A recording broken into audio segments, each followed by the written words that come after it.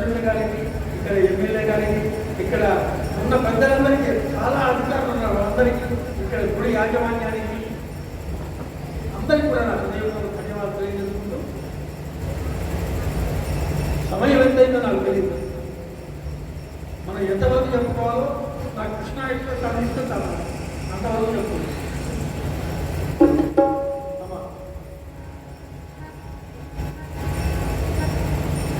తెల్లవారుజాములో లేచేవాడు ఒకసారి చేతులు ఎత్తున్నమ్మా.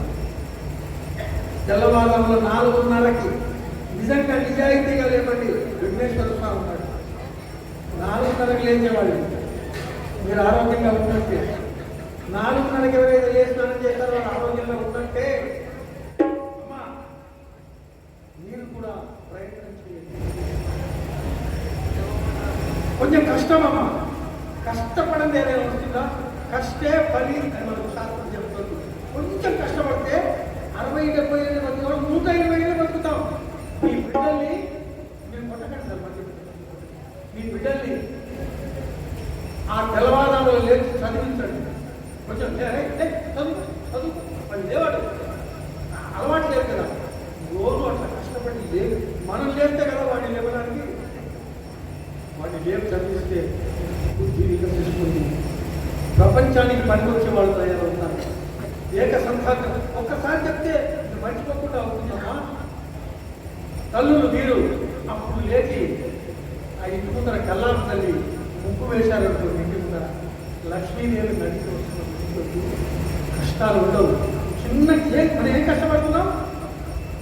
తెల్లవారుజాములో 4:30కు స్నానం చేస్తే అది దైవ స్నానము అంటారు. 5:30కు స్నానం చేస్తే ఋషి స్నానము అంటారు. 6 గంటలప్పుడు చేస్తే మానవ స్నానము అంటారు. 6:30 తర్వాత చేస్తే రాక్షస స్నానము. అది చేసినా ఒకటే, చేయకుండా కొంచెం కష్టపడితే జీవితం బాగుపడుతుంది. అట్లా తెల్లవారుజాములో కలిస్తే చాలా సంతోషం కలిగింది. సంతానం కలిసి పూజ చేసుకున్నారమ్మా. నారాయణపూరి తక్కమామ కొంతకాలం గడిచింది. వెంకటేశ్వర స్వామి చెప్పాడు కదా సంతానం కలుగుతుందని. ఊరికే పోతుందా? ఆయన చెప్పాడు కాబట్టి కొంతకాలం గడిచేసరికి లక్కమామ నెల తప్పింది, గర్భం ధరించింది. ఆ విషయాన్ని భర్తకు చెప్పుకున్నది. చాలా సంతోషపడిపోతుంది. ఏమండి ఎన్నాళ్ళకు నేను తల్లిని కాబోతున్నాను, మహానందపడిపోతున్నానండి. ఊళ్ళో వాళ్ళందరికీ చెప్పుకుంటున్నాను, మహానందపడిపోతున్నాను. చూస్తుండగా 9 నెలలు గడిచిపోతున్నాయి. భక్తుని వరవశమున సత్రత భక్తుని వరవశమున సత్రత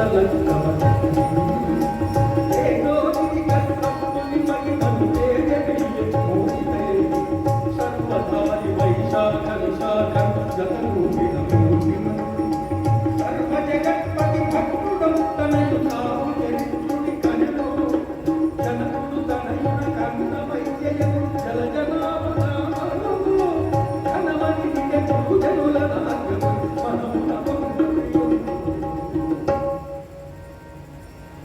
9 నెలలు నిండినాయమ్మా. సర్వధారణ సంవత్సరం వైశాఖ మాసం విశాఖ నక్షత్రంతో కూడిన నిండు పూర్ణిమంటలు. ఈరోజు పౌర్ణమేనా? రేపు ఇప్పుడు కాదమ్మా జరిగింది కదా. క్రీస్తు శకం 1408 అంటే దాదాపు 630 సంవత్సరాలు అయిపోయిందమ్మా. అప్పుడు మనం పుట్టలే కదా ఇంకా.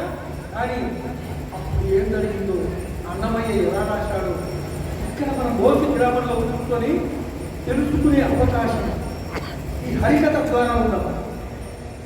అమ్మా ఇది మామూలు కళ కాదు. భరతనాట్యం చేసేవాళ్ళు నాట్యం చేసి వెళ్ళిపోతారు, సంగీతం పాడేవాళ్ళు సంగీతం పాడి వెళ్ళిపోతారు. అమ్మా ఇంకేదో పురాణం చెప్పేవాళ్ళు పురాణం చెప్పి వెళ్ళిపోతారు, భజన చేసేవాళ్ళు భజన. ఇది అట్లా కాదు, ఇవన్నీ దీంట్లో ఉంటాయి. అన్నీ ఇక్కడ నిలబడి మొత్తము వెంకటేశ్వర స్వామి ఎట్లా, అలవేల బంధం ఎట్లా, తిరుమల కొండ ఎట్లా, మొత్తం ప్రపంచం ఎట్లా, ప్రపంచమంతా ఈ హరికథలో ఉంటుంది. అందుకే గొప్ప కళ. ఒకసారి గట్టిగా మన హరికథకు చప్పట్లు కొట్టండి. మీరు అదృష్టవంతులు. అక్కడ చిన్న బిడ్డ కూర్చొని చూస్తుంది కదా, ఈ బిడ్డ ఎంతటి అదృష్టం తెచ్చుకుందో. కెమెరాలు లాంటి కళ్ళం అవి, సీసీ కెమెరాలు, అందులో రికార్డ్ అవుతుంది. వీడికి మీకు కళ్ళల్లో రికార్డ్ అయ్యి 100 సంవత్సరాల వరకు నేను హరికథ చూశానని ఈ కళ ముందుకు పోతుంది. ఎప్పుడు చెప్పేవాళ్ళు లేడు. నేను లాస్ట్ నాకు 74 చెప్తే ఇంకొక 10 ఏళ్ళు చెప్తాను. తర్వాత నేర్చుకునేవాళ్ళు లేరు, చెప్పేవాళ్ళు లేరు, చెప్తే వినేవాళ్ళు లేరు. మన బోసి గ్రామం కాబట్టి అంత భక్తిగా ఉంది కాబట్టి ఆయన చెప్తున్నాడు, ఇక్కడ రికార్డింగ్ డ్యాన్సులు పనికిరాని పాటలకు ఉండవండి, కేవలం భక్తి మాత్రమే ఉంటుంది. మీ భక్తితో ఇక్కడ పులకరించిపోతూ జనం లోపల ఒక గొప్ప ఆనందాన్ని కలిగిస్తున్న మీ అందరి పాదాలకు మరొక్కసారి నమస్కారం చేస్తున్నాను. మన బోసి గ్రామం మంచి భక్తి ఉంటే ఒక్క వినాయకుడిని పెట్టుకొని అందరూ ఏకంగా ఒకే తాటి మీద రావడం అంటే నేను చూస్తున్న వింతల్లో